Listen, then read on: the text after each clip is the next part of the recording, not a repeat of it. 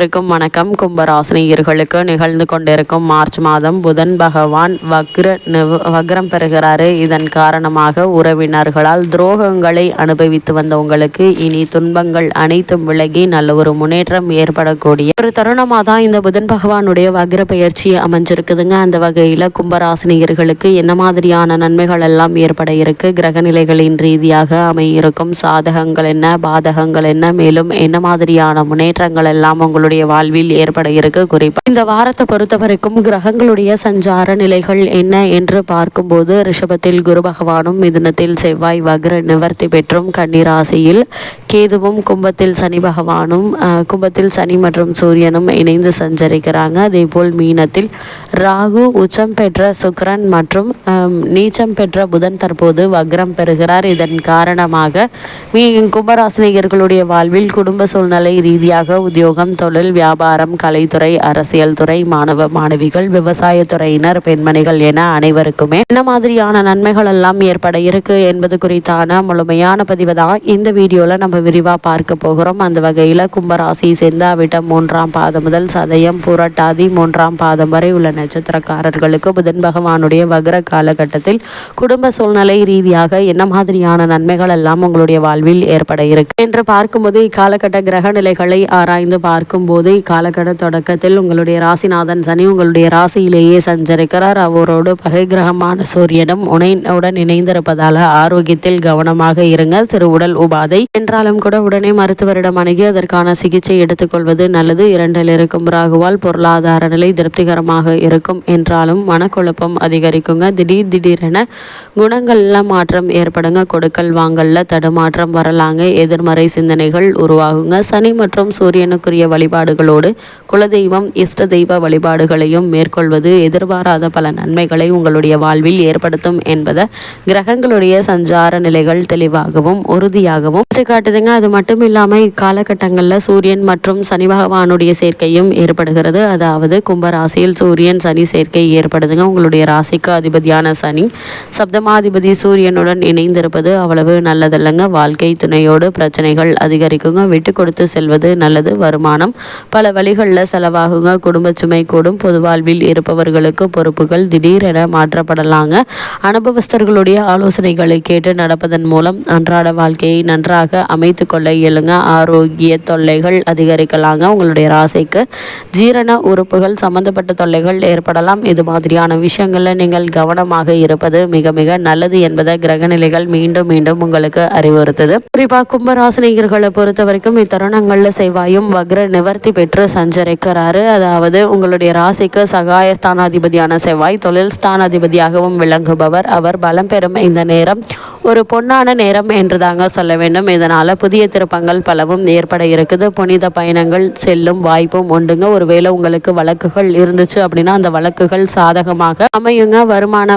வருமான பற்றாக்குறை அகல இருக்குது. அதே போல நினைத்த நேரத்தில் நினைத்த காரியத்தை செய்து முடிக்க இருக்கீங்க. நிகழ்கால தேவைகள் படிப்படியாக பூர்த்தியாகுங்க.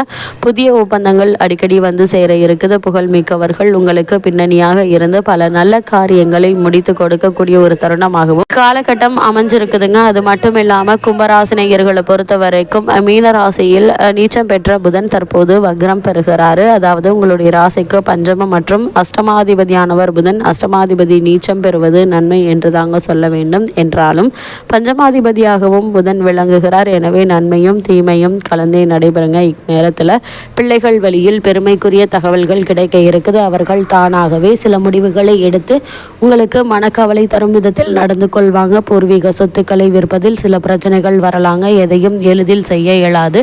பெரும் பிரயாசை எடுத்தே செய்ய வேண்டிய ஒரு நிலை இருக்கு என்பதை கிரகநிலைகள் உங்களுக்கு மீண்டும் மீண்டும் அறிவுறுத்துங்க. அது மட்டும் இல்லாமல் இக்காலகட்டங்களில் கும்பராசினியர்களை பொறுத்த வரைக்கும் வரவுக்கேற்ற செலவுகளும் காத்திருக்குதுங்க. அது மட்டும் இல்லாமல் 7.5 சனி காலத்தில் ஜென்ம சனி நடைபெறுகிறது. இப்போது இத்தருணத்தில் சனி, ராகு ஆகிய இரு கிரகங்களுமே அவ்வளவு சாதகமாக இல்லைங்க. வீண் கவலைகள் மனதை அரிக்குங்க. உங்களுடைய ஜென்ம ராசியில் உபாதைகள் ஜென்ம ராசியில் சூரியன் சஞ்சரிப்பதால் உஷ்ண சம்பந்தமான உபாதைகள் ஏற்படுவதற்கான வாய்ப்புகள் இருக்கு. அதனால் சிறு உடல் உபாதை என்றாலும் கூட உடனே மருத்துவரிடம் அணுகி அதற்கான சிகிச்சை எடுத்துக்கொள்வது மிக மிக நல்லது என்பதை கிரக நிலைகள் மீண்டும் மீண்டும் அறிவுறுத்துதுங்க. அதே போல் வரவை விட செலவுகளே சற்று அதிகமாக இருக்குங்க. கணவன் மனைவியிடையே ஒற்றுமை நிலவை இருக்குது. பண விஷயங்கள்ல மிகவும் ஜாக்கிரதையாக இருக்க வேண்டிய ஒரு நேரம் என்று தாங்க சொல்ல வேண்டும்.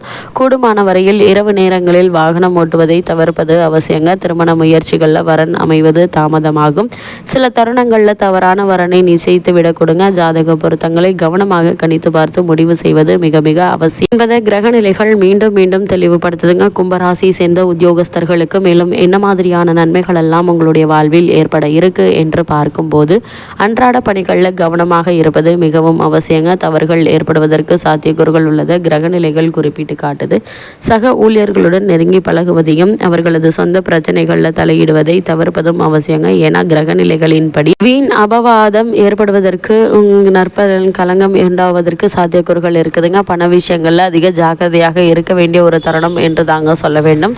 கடன் வாங்குவதையும் கடன் கொடுப்பதையும் கண்டிப்பாக தவிர்த்துக்கோங்க. கூடுமான வரையில் இரவு நேரங்களில் வாகனம் ஓட்டுவதையும் பயணம் செய்வதையும் தவிர்க்க வேண்டுங்க. பிறர் பிரச்சனைகளில் தலையிடாமல் ஒதுங்கி இருப்பது மிகவும் அவசியம். ஆரோக்கியத்திலும் எச்சரிக்கையாக இருப்பது நல்லது என்பதை கிரக நிலைகள் மீண்டும் வலியுறுத்துதுங்க. அதே போல கும்பராசி சேர்ந்த தொழில் மற்றும் வியாபாரம் செய்பவர்களுக்கு இத்தருணங்களில் மேலும் என்ன மாதிரியான நன்மைகள் எல்லாம் ஏற்பட இருக்கு என்று பார்க்கும்போது, பெரும்பான்மையான கிரகங்கள் அனுகூலமற்ற நிலையில சஞ்சரிக்கிறாங்க.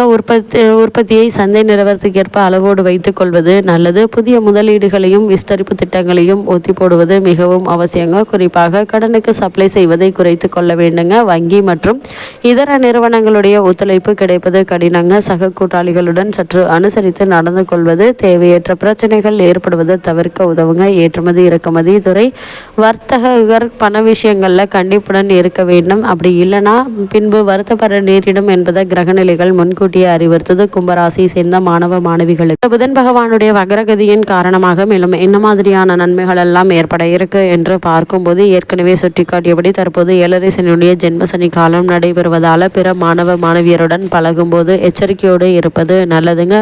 பிறர் செய்யும் தவறுகளுக்கு உங்கள் மீது பொறுப்பு சுமத்தப்பட சாத்தியக்கூறுகள் இருக்குது. நண்பர்களுடன் சேர்ந்து உல்லாச பயணங்கள் செல்வதை தவிர்த்து கொள்வது உங்களுடைய எதிர்கால கல்விக்கு மிக மிக நல்லது என்பதை கிரகநிலைகள் தெளிவுபடுத்துது. அதே போல கும்பராசியை சேர்ந்த விவசாயத்துறையினருக்கு மேலும் என்ன மாதிரியான நன்மைகள் எல்லாம் உங்களுடைய வாழ்வில் ஏற்பட இருக்கு என்று பார்க்கும்போது, விளைச்சலும் வருமானமும் ஒரே சீராக இருக்குங்க. கடின உழைப்பினால் சிறு சிறு உடல் உபாதைகள் ஏற்படக்கூடுங்க. அதே போல கிரக நிலைகள் எடுத்துக்காட்டுது. என்றோ பட்ட கடன் இப்பொழுது கவலை அளிக்குங்க.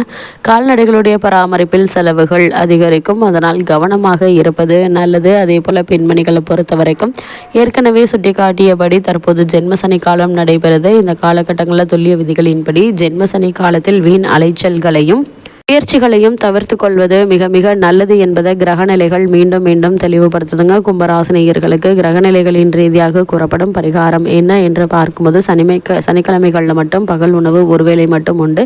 இரவில் உபவாசம் இருப்பது மிகச்சிறந்த பரிகாரமாக அமையுது கும்பராசியினருக்கு.